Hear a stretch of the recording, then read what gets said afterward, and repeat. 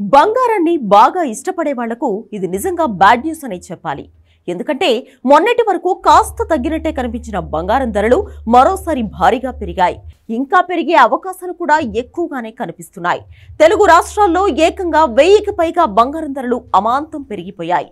హైదరాబాద్, వరంగల్, విజయవాడ, విశాఖపట్నం వంటి ప్రధాన నగరాల్లో 10 గ్రాముల 22 క్యారెట్ల బంగారం ధర మీద 1200, 10 గ్రాముల 24 క్యారెట్ల బంగారం ధర మీద 1300 పెరిగింది.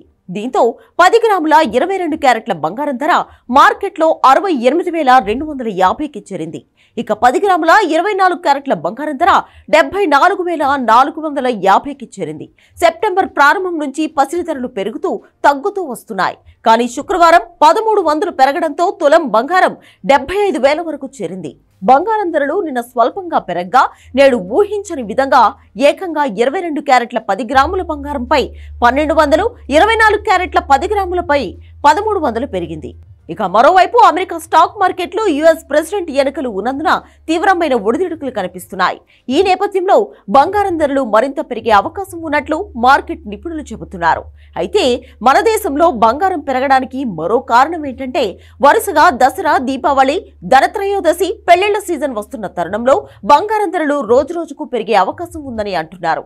ఇక వెండి విషయానికి వస్తే వెండి ధరలు కూడా షాక్ కు గురి చేస్తున్నాయి. ఇవాళ ఏకంగా కిలో వెండిపై 3,000 రూపాయలు పెరిగింది. దీంతో మార్కెట్లో కిలో వెండి 89,500గా నమోదైంది. తెలుగు రాష్ట్రాల్లోని ప్రధాన నగరాలు హైదరాబాద్, విజయవాడ, విశాఖపట్నాలలో కిలో వెండి 95,000కు చేరువలో ఉంది.